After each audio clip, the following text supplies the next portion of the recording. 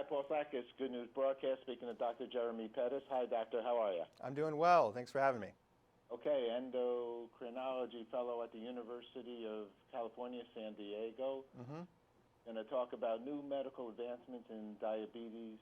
For diabetes patients, blood glucose meter automatically sends results wirelessly via Bluetooth technology to an iPhone, iPad, iPod Touch, and devices. And wow.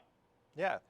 Do we have a patient with us here as well? Well, so I am also a patient. So I've been living with diabetes for the last 20 years. So I'm a physician and a patient. Wow. Geez. Yeah.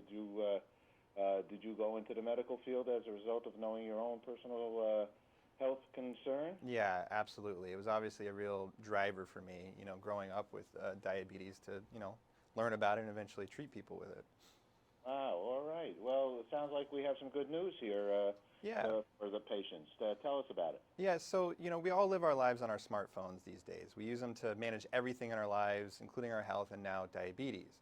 So for people living with diabetes, it's extremely important that they check their blood sugar regularly and record that information.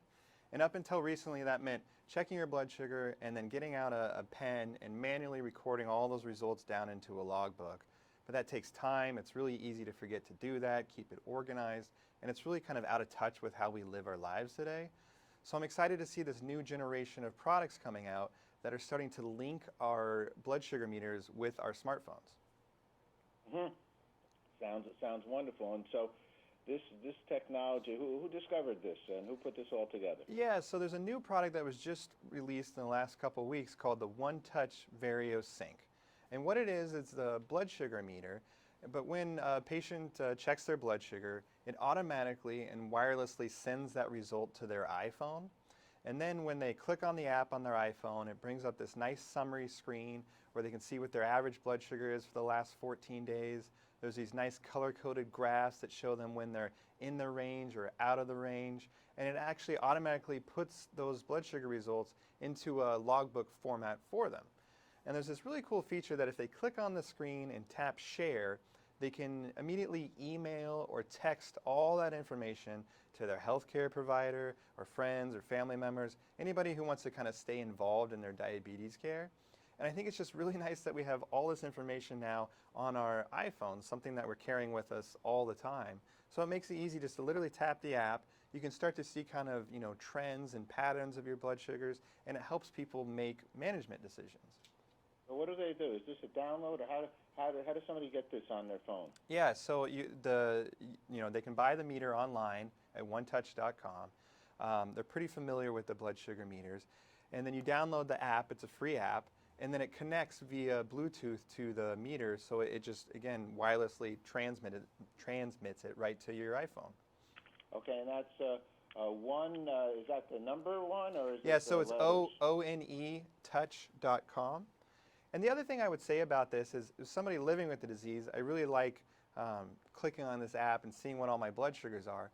But as a physician, it's also been really nice because people literally can bring their iPhone into me and we can look at their blood sugar results on their iPhone together. So when people come to see me, looking at their blood sugars is the number one important thing that I do to help them out. And people commonly forget their logbook at home or maybe their meter in their car, and I totally understand that.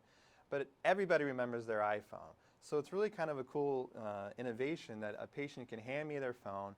All the results are right there on that app, and we can clearly start to see patterns together.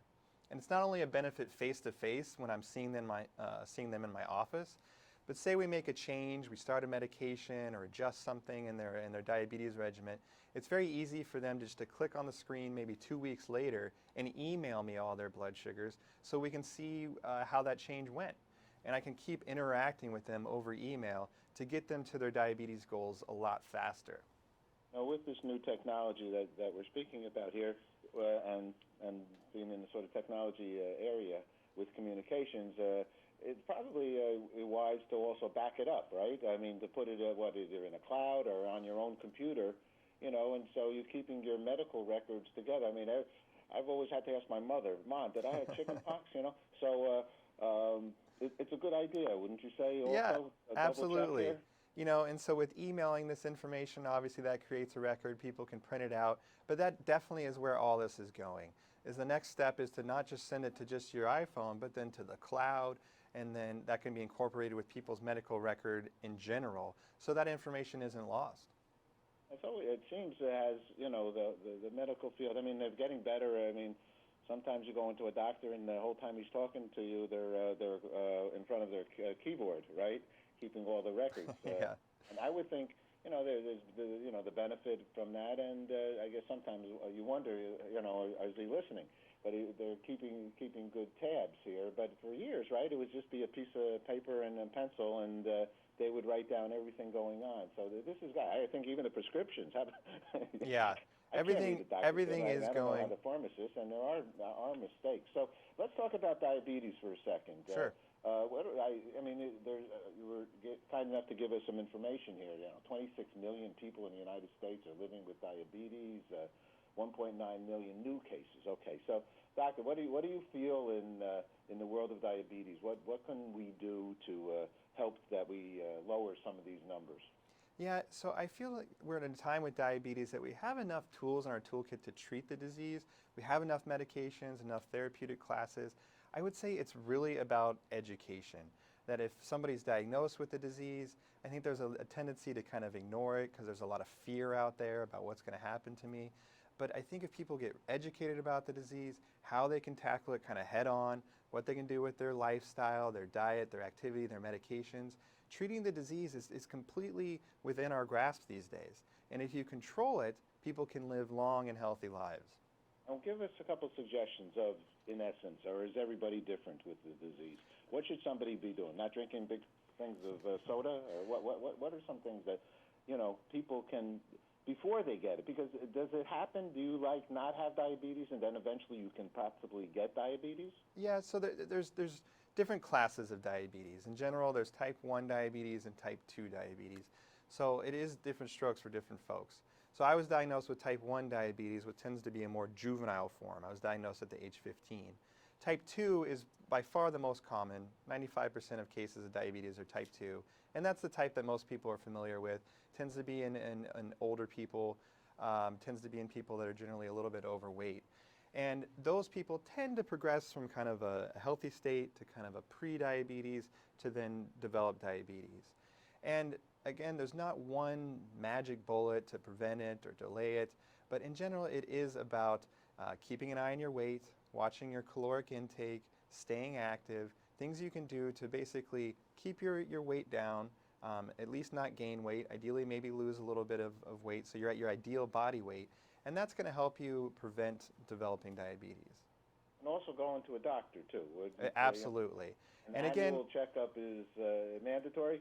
Yes, and for people living with the disease, I can't emphasize enough how important checking your blood sugar is. That's the cornerstone of management because it's all about information. And again, for this new product I was mentioning, the One Touch VarioSync, I like that because it's bringing diabetes into the modern era. You know, it's not like, well, my diabetes is in the drawer, that's where I check my blood sugar, and that's where I have my logbook and everything.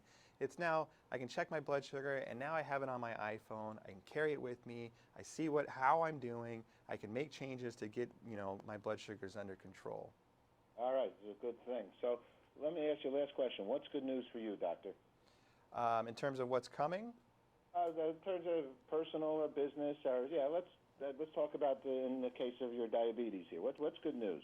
Yeah, the good news is I've had the disease 20 years, which isn't that long of time, and we've had so many advances since the time as I was diagnosed, and things are even getting better. The technology is a huge piece of it. The medications are a huge piece of it. The education.